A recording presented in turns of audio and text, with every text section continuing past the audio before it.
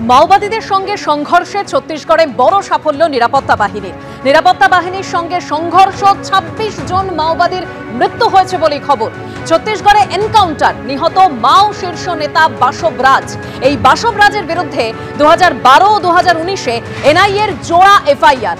মাওবাদীদের সঙ্গে গুলির লড়াই, এক জওয়ানের মৃত্যু হয়েছে, আহত হয়েছেন আরও এক জওয়ান। দান্তেওয়াড়া, নারায়ণপুর, বিজাপুর, কোন্ডাগাঁওতে একযোগে অভিযান চালানো হয়।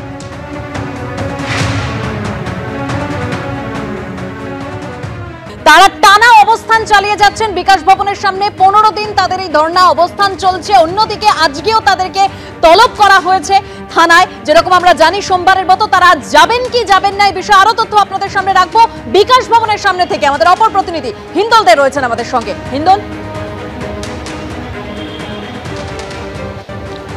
একেবারে দেখো, সেই সব শিক্ষক শিক্ষিকারা তারা যাবেন কিনা, যে তলব করা হয়েছে বিধাননগর পুলিশ কমিশনারেটের পক্ষ থেকে বিধাননগর উত্তর থানায়, তাদের কিন্তু আজকে যেটা প্রথম পর্যায়ে তারা যেটা জানাচ্ছিলেন যে তারা একটা সিদ্ধান্ত নিয়েছেন, যে কজনকে ডাকা হয়েছে তাদের মধ্যে অনেকেই কিন্তু আজকে থানায় যেতে পারেন এবং আইনজীবীর সঙ্গে পরামর্শের পরেই কিন্তু সমস্ত বিষয়টা স্পষ্ট হবে।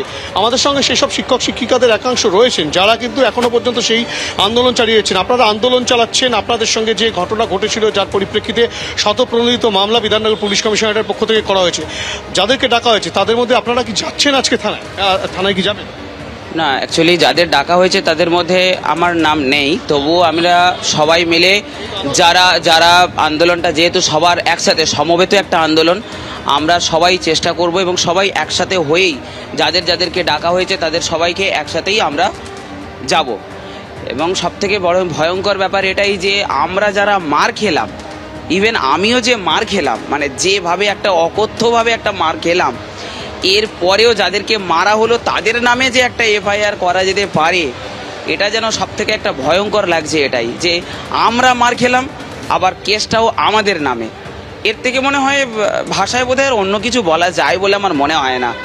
এটা একটা মানে নির্মম ঘটনা। মানে এটা না হলেই বোধহয় খুব ভালো হতো। আমরা যেভাবে রাস্তায় পড়ে আছি, আপনারা সংবাদ মাধ্যমের মাধ্যমে সবাই জানতে পাচ্ছেন, দেখতে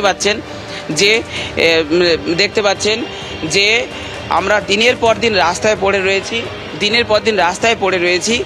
তারপরেও আমাদের উপরে যেভাবে অত্যাচার চলল, এই সমস্ত অসহায় শিক্ষকদের উপরে, শিক্ষাকর্মীদের উপরে, তাদেরকে যেভাবে মারা হয়েছে, তারপরেও তাদের নামে একটা কেস করা হয়েছে। কেসের পরিপ্রেক্ষিতে পুলিশ ডাকছে আপনাদেরকে, আজকে আপনারা যাচ্ছেন? আজকে যাচ্ছি, অবশ্যই তাদের সাথে যাদেরকে ডাকা হয়েছে আমরা যাচ্ছি। সুতরাং বোঝাই যাচ্ছে যে শিক্ষকদের একাংশ তারা কিন্তু যেটা সকাল থেকে বলে আসছেন যে আইনজীবীর সঙ্গে আলোচনা করে তারা আজকে যাবেন কি না সেই বিষয়টা সুস্পষ্টভাবে জানাবেন। কিন্তু শিক্ষকদের একাংশ বলছেন তারা আজকে যাচ্ছেন, যাদের নামে রয়েছে তারা তো থাকছেন, পাশাপাশি আন্দোলনে যারা সামিল হয়েছেন তাদের অনেকেই কিন্তু বিধাননগর উত্তর থানায় যাবেন।